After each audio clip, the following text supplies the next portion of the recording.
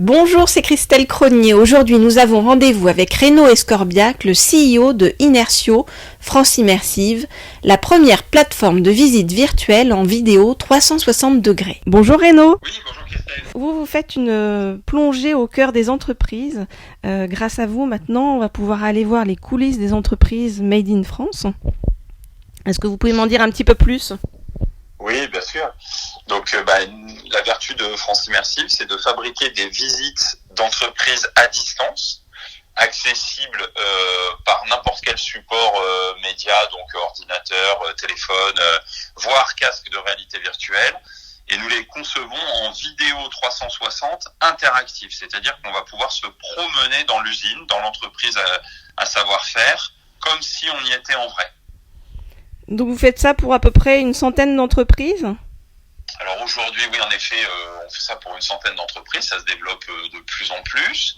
Et vraiment, l'enjeu pour nous, c'est de faire découvrir au consommateur final qu'en France, on fabrique encore sur notre sol des choses dans plein de domaines d'activité différentes, que ce soit des brosses à dents, des vêtements, des radiateurs, pourquoi pas, mais également des bottes, voilà. Donc dans plein de domaines d'activité que ce soit, ces entreprises-là fabriquent des choses et du coup ouvrent leurs portes au grand public à distance.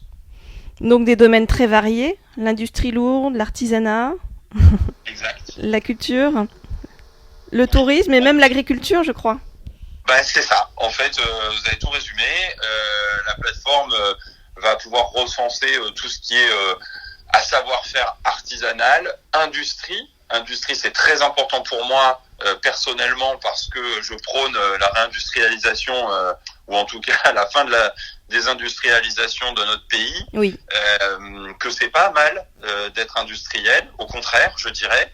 Et que, en plus, on s'en est aperçu ces derniers temps, et que du coup, en ouvrant les portes d'une entreprise qui fabrique des radiateurs, c'est pas forcément glamour, mais par contre, on voit des femmes et des hommes au travail, sur poste de travail, pour nous expliquer leur métier, pourquoi et comment fabriquer un radiateur, une pompe à chaleur. Alors, il y a des choses un peu plus parlantes, comme du savon de Marseille, évidemment, tout le monde comprend, mais voilà, on s'attend peut-être un peu moins à voir une fabrication de chaussettes ou de radiateurs. Donc en fait, finalement, n'importe qui peut se connecter. Comment est-ce qu'on fait en fait pour accéder à ça ?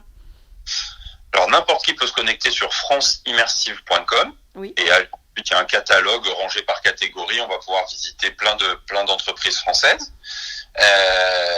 Mais on a fabriqué surtout ça pour les clients, que eux-mêmes puissent avoir en gros leur entreprise dans leur poche, telle qu'elle est réellement, donc la véritable authenticité, puisque moi-même, chef d'entreprise basé en province, je m'étais bien rendu compte que quand mes interlocuteurs, mes prospects se rendaient in situ dans mon entreprise, mes performances commerciales étaient largement meilleures que moi quand je me déplaçais chez eux, ou voilà, que ce soit d'ailleurs à Paris ou ailleurs dans le monde. Et donc on a digitalisé leurs entreprises, pour qu'ils puissent aller ensuite partout dans le monde, dans des salons à New York, en Corée du Sud ou au Japon, avec leur entreprise telle qu'elle est, dans leur poche. Donc finalement, c'est à la fois à destination du grand public, mais aussi des clients, et qui vont pouvoir donc se déplacer de pièce en pièce dans une entreprise, on va dire, c'est ça ? On peut. Comment ça se passe en fait quand on rentre dans dans l'immersion, on va dire, on peut choisir d'aller exactement où on veut dans l'entreprise, dans l'usine. Oui, alors tout a été scénarisé en amont.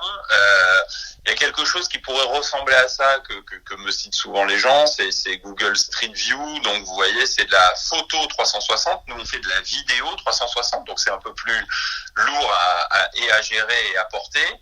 Mais du coup, on s'exonère des endroits un peu inutiles, comme un couloir, une rue, etc. Donc, on va passer en effet de pièce en pièce. Ça va être de la vidéo, donc on va voir les collaboratrices et collaborateurs sur poste de travail en train de réaliser leurs gestes, leurs mouvements. Et puis, quand j'ai compris ou quand j'en ai marre, je change de pièce tout simplement en cliquant sur la porte d'à côté, à droite ou à gauche. Et je vais comme ça me déplacer dans l'entreprise. On va rajouter aussi pas mal d'interactions. sous forme soit de photos, soit de process dans certains cas, soit de choses concernant le produit fini. Ou d'interviews d'ailleurs sur poste de travail de collaborateurs et tristes pour expliquer plus précisément, par exemple chez Cartier, comment ils font pour réaliser leur métier. D'accord. Et ça, on peut le voir facilement, donc depuis son téléphone, son ordinateur, sa tablette. Donc ça, c'est la version grand public, oui. En effet, pour que le grand public puisse découvrir et se faire une idée. Ce qui est intéressant, par exemple, de voir que dans des produits assez simples, il y a 100 étapes de fabrication. C'est quand même fou que ces 100 étapes sont fabriquées en France, que c'est bon pour la planète quand c'est fabriqué en France, c'est bon pour l'emploi quand c'est fabriqué en France. Et donc, il est temps, d'ailleurs, il y a de l'appétence aujourd'hui au sujet.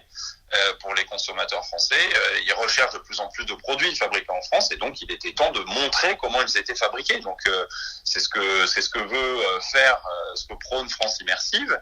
Après la version un peu plus VIP, pro et surtout téléportante, je dirais même, c'est une version fabriquée dans un casque de réalité virtuelle. Qui n'a d'ailleurs de virtuel que le nom, parce que ça reste de la vidéo 360 interactive, mais par contre on est complètement immergé à 100%, puisque on inhibe la vue à 100% quand on met ce casque, et donc on va se retrouver vraiment au milieu de l'usine et avec notre petite manette pouvoir se déplacer de pièce en pièce à peu près de la même manière qu'en ligne. Je vois bien que pour vous, en fait, c'est vraiment important de mettre en avant le savoir-faire français, et puis c'est très, on va dire, en phase avec tout ce qu'on vit actuellement et tout ce qu'on a pu vivre pendant le confinement avec les divers problèmes liés à faire venir des choses de l'étranger. Donc finalement, vous aidez à redynamiser les territoires. Alors, on espère. En effet, alors de manière très personnelle, je suis assez engagé pour la réindustrialisation et nos savoir-faire, puisque je suis moi-même ambassadeur des forces françaises de l'industrie en Provence, où je vis, qui fédère des industriels et des sympathisants du Made in France entre Aix et Marseille et d'ailleurs d'autres départements contigus aux Bouches-du-Rhône, comme le Vaucluse ou le Var. Et cette association, par exemple, prône la réindustrialisation de notre pays et encourage aussi qu'il y ait plus de Made in France dans la commande publique, par exemple. Oui. Aujourd'hui, en effet, ça tombe bien parce que, alors, si on peut parler d'effets positifs, le Covid a au moins mis en valeur le Made in France, a mis en exergue le fait que c'était un problème que tout quitte la France, donc ça tombe bien puisqu'il y avait beaucoup d'activistes, je dirais, depuis des années, mais qui étaient un peu dans le désert. Et aujourd'hui, voilà, c'est mis en lumière. Les labels comme Origine France Garantie, par exemple, qui certifient que les produits sont faits en France. Entreprises et découvertes qui encouragent la visite physique. Entreprises du patrimoine vivant qui certifient les entreprises à savoir-faire. Voilà, donc tout ce monde autour du Made in France travaille main dans la main. D'ailleurs, on va tous se retrouver au MIF Expo, le salon dédié au Made in France, pour œuvrer et montrer au grand public toutes ces avancées. Votre dispositif, il est disponible dans plusieurs langues, parce que finalement, ça va aider aussi à exporter le savoir-faire français à l'étranger. Oui, alors ça c'est comme le business model, c'est les clients, mes clients qui payent. En effet, dans certains cas, et pour les boîtes qui exportent, on réalise les visites en 2 langues, à minima, en français et en anglais. D'autres langues parfois, pour les versions casques, puisque en fait, quand j'ai des casques qui ensuite voyagent sans moi et qui restent dans des pays, donc là on va s'adapter à la langue et on va réaliser les interviews dans la langue de ce pays et sous-titrer si besoin certaines parties. Néanmoins, c'est une usine française, donc c'est pas très gênant qu'ils entendent parler sur poste de travail en français. Et voilà, c'est comme ça qu'on montre aussi qu'il y a de l'industrie et des savoir-faire sur notre sol. Oui, c'est ça. Mais je veux dire, même pour les particuliers à l'international, c'est ça que je voulais vous dire. D'accord. Pour les particuliers à l'international, ils vont pouvoir en effet, à minima en langue anglaise, voir certaines visites, en effet. j'ai bien compris que vous êtes très conscient en fait des enjeux d'une consommation plus responsable. Ça vous vient d'où finalement cette envie d'œuvrer comme ça pour que un monde, on va dire, plus doux? J'en sais rien. J'imagine que je suis l'évolution naturelle d'une personne sensée, j'ai envie de dire. Moi j'ai bientôt 50 ans, donc j'ai pas été, je suis pas né dans l'écologie, hein, mais forcément on y vient par bon sens. Par exemple, je vais vous donner une autre valeur qui m'anime, c'est que moi, dans les forces françaises de l'industrie, en tout cas en Provence, mais en France également, on accueille à bras ouverts énormément de femmes industrielles. Vous voyez, et que du coup, cette chose-là, l'égalité, c'est aussi dans l'industrie aujourd'hui. Et même si on en manque de femmes, on met à l'honneur beaucoup de femmes chefs d'entreprise. Il y a quelques années, une entreprise familiale se transmettait à l'homme de la famille, donc on cherchait l'homme.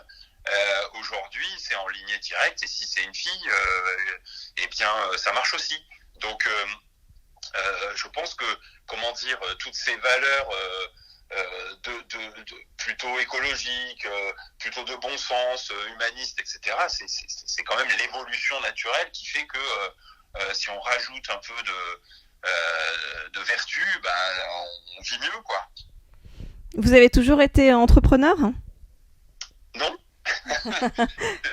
J'ai d'abord eu une carrière de salarié pendant 10 ans. J'étais ingénieur en informatique, donc j'ai été chef de projet, directeur informatique, mais j'ai toujours voulu être entrepreneur. Et j'ai repris mes études, j'ai passé un MBA en 2005, et suite à ça, j'ai monté ma première entreprise qui, pendant 10 ans, qui s'est très bien passée, et depuis, je suis entrepreneur sur plusieurs sujets, en effet, et ça me quittera plus. Parfait, on vous souhaite beaucoup de bonheur sur votre chemin d'entrepreneur. On va tous se retrouver sur www.franceimmersive.com pour aller visiter toutes ces belles entreprises françaises et voir le savoir-faire français. On vous y attend avec grand bonheur.